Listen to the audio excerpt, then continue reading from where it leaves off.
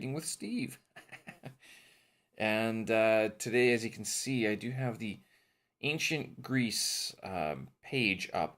And I was thinking, since yesterday I did ancient Rome, it'd be nice to actually to revisit ancient Greece, which I did part of it before, but never finished. Mainly because I was not broadcasting live at that point. This time, as you can see, this is actually quite long here. So they have the little bit of an introduction here, and then they have the timeline of the Greek history, and then also early history, and it's quite a bit: literacy, political structure, the city-states, kingdoms, citizens, and colonies. Same with the Big Four, and then it talks about the Greco-Persian Wars, and finally, this goes on even more with Athens against Sparta, which, okay, so the Greco-Persian Wars predates Athens versus Sparta. But Athens versus Sparta is because they kind of both grew very big. Both of the leagues that they were part of were got bigger, and there wasn't enough room for both of them. Talks a little bit about daily life as well, the ecumen and the ancient Greek games. I guess they just added this because of the Olympics that happens quite a bit every 4 years, and every 2 years nowadays. Ancient Greece did not have a Winter Games. I don't know if they would have even thought about doing that. Why would you want to compete in the winter? Good question, but you know, it's a modern invention and keeps us entertained. So hopefully this doesn't take. I wonder how long it will take. I actually have no idea. I haven't read this whole thing before, so if it takes a while, I guess it's a bit of a bonus episode. I could always just read two parts as well, but we'll see how far we get and see how much we can actually get done tonight. All right, so with that, let's begin with ancient Greece. All right. The ancient Greek civilization, also commonly called ancient Greece, was a large place in the northeast of the Mediterranean Sea, where people spoke the Greek language. It was much larger than the country of Greece we know today. The civilization of the Greeks thrived from the Archaic period of the 8th and 6th centuries BC to 146 BC. The period ended with the Roman conquest of Greece in the Battle of Corinth. For most of this time, the Greeks did not have one government or ruler. They did, however, have a common language and culture. The Greek language is an Indo-European language. There were many city-states, each with its own constitution. Athens, Sparta, and Corinth were powerful city-states. Some had kings, and some, like Athens, had a form of democracy. As time went on, the most powerful cities collected other cities into groups known as leagues. This applied to many of the Greek colonies in Asia Minor, most of which had close ties to one or another of the three colossal cities. In the middle of this period, there was classical Greece, which flourished during the 5th to 4th centuries BC. Athenian leadership successfully repelled the threat of Persian invasion in the Greco-Persian Wars. The Athenian Golden Age ended with the defeat of Athens at the hands of Sparta in the Peloponnesian War in 345 BC. In the last Hellenistic period, Greece was unified by the conquests of Alexander the Great. The city-states continued under the overall influence of Macedonia.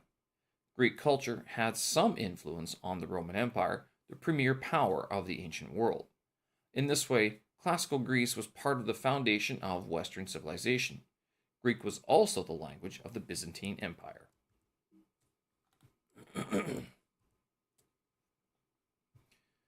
Timeline of Greek history. The history of Greece went through these stages. The Mycenaean culture, 1600 to 1100 BC, was an early Greek culture during the Bronze Age, on the Greek mainland and on Crete. The Bronze Age collapse, or the Greek Dark Ages, from 1100 to 750 BC. The Archaic period, from 750 to about 500 BC. Artists made larger, freestanding sculptures in stiff poses with the dreamlike archaic smile. The Archaic period ends with the overthrow of the last tyrant of Athens in 510 BC. The Classical period, from about 500 to 323 BC, had a style which was considered by later observers to be an outstanding example, i.e., classical, for instance, the Parthenon. Politically, the classical period was dominated by Athens and the Delian League during the 5th century. They were displaced by Spartan hegemony during the early 4th century BC. Finally, there was the League of Corinth, which was led by Macedon. The Hellenistic period, from about 323 to 146 BC, is when Greek culture, Hellenistic art, and power expanded into the Near and Middle East. This period begins with the death of Alexander and ends with the Roman conquest. Roman Greece. This is the period between the Roman victory at the Battle of Corinth in 146 BC and the establishment of Byzantium by Constantine as the capital of the Roman Empire in 330 AD. The final phase of antiquity is the period of Christianization during the later 4th to early 6th centuries. It ended with the closure of the later version of Plato's Academy by Justinian I in 529 AD. Early history. Literacy. In the 8th century BC, the Greeks learned how to read and write a second time. They had lost literacy at the end of the Mycenaean culture as the Mediterranean world fell into the Dark Ages. The Greek Dark Ages, from about 1100 BC to 750 BC, or Bronze Age collapse, is a period in the history of ancient Greece and Anatolia from which there are no written records and few archaeological remains. The Greeks learned about the alphabet from another ancient people, the Phoenicians. They made some adjustments to it. In particular, the Greeks introduced regular letters for vowels, which was necessary for their language. Their alphabet was, in turn, copied by the Romans, and much of the world now uses the Roman alphabet. Political structure. Ancient Greece had one language and culture, but was not unified until 337 BC, when Macedonia defeated Athens and Thebes. That marked the end of the classical period and the start of the Hellenistic period. Even then, the conquered cities were merely joined to Philip II of Macedon's Corinthian League. They were not occupied and ruled themselves. City-states in ancient Greece. Ancient Greece consisted of several hundred more or less independent city-states. This was different from other societies, which were tribal, or kingdoms ruling over relatively large territories. Undoubtedly, the geography of Greece, divided and subdivided by hills, mountains, and rivers, contributed to the nature of ancient Greece. On the one hand, the ancient Greeks had no doubt that they were one people. They had the same religion, same basic culture, and same language. Yet each city-state, or polis, was independent. Unification was something rarely discussed by the ancient Greeks. Even when, during the Second Persian invasion of Greece, a group of city-states allied themselves to defend Greece, most polis remained neutral, and after the Persian defeat, some were: 1. Its fragmentary nature. There was not one country, but many little countries called city-states. 2. The focus on cities in tiny states. 3. The colonies they set up around the Mediterranean were independent of the founding city. However, they were sympathetic to their mother city. 4. Conquest or direct rule by another city-state was quite rare. 5. The cities grouped themselves into leagues, and members sometimes quit one league and joined another. Later, in the classical period, the leagues were fewer and larger, and dominated by one city, particularly Athens, Sparta, and Thebes. Often cities would be compelled to join under threat of war, or as part of a peace treaty. After Philip II of Macedon conquered the heartlands of ancient Greece, he did not attempt to annex a territory or unify it into a new province. However, he did force most of the cities to join his own Corinthian League.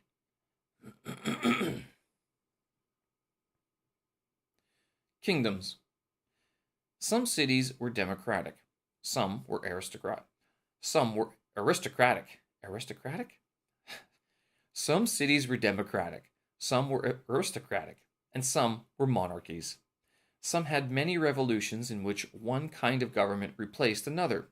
One famous Greek kingdom is Macedon, which became briefly the largest empire the world had seen at the time by conquering the Persian Empire, including ancient Egypt, and reaching into modern day India. Other famous kingdoms are Epirus and Thessaly. Monarchies in ancient Greece were not absolute because there was usually a council of older citizens, the Senate, or in Macedonia, the Congress, who gave advice to the king. These men were not elected or chosen in a lottery like they were in the democratic city-states. Citizens. Citizens that could participate in government in ancient Greece were usually men who were free-born in that city. Women, slaves, and usually residents born elsewhere did not have the right to vote. Details differed between cities.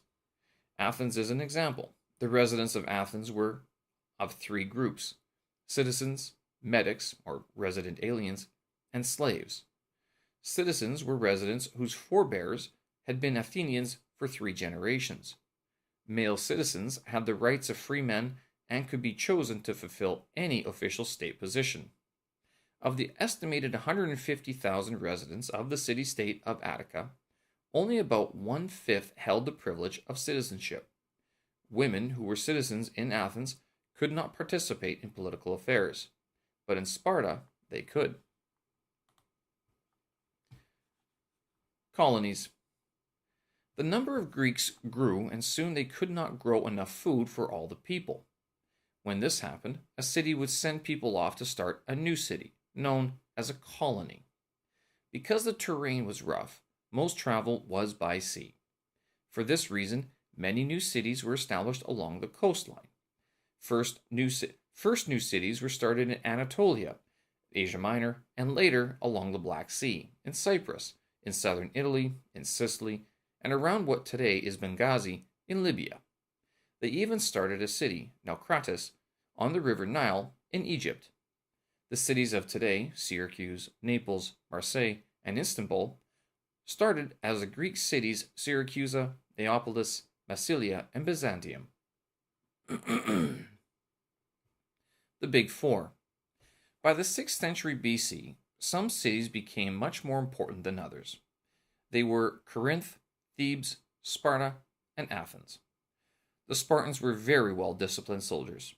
They defeated the people who lived near them, and those people had to farm the land for the Spartans.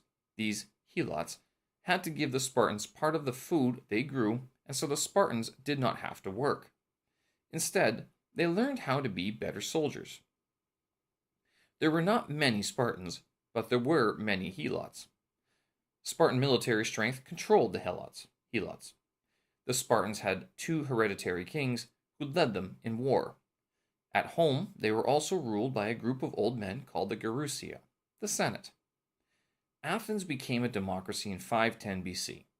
The men came to a place in the center of the city and decided what to do. It was the first place in the world where the people decided what their country should do. They would talk and then vote on what to do at the Boule, the parliament. But the women did not vote.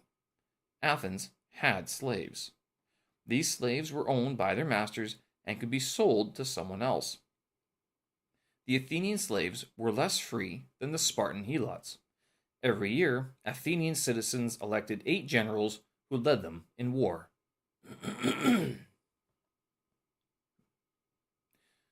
The Greco-Persian Wars. In 499 BC, the Greek cities in Anatolia rebelled. They did not want Persia to rule them anymore. Athens sent 20 ships to fight the Persians on the sea. The Greeks in Anatolia were defeated. The Persian king, Darius, decided to punish Athens. He sent soldiers and ships to fight Athens. Athens asked for help from Sparta.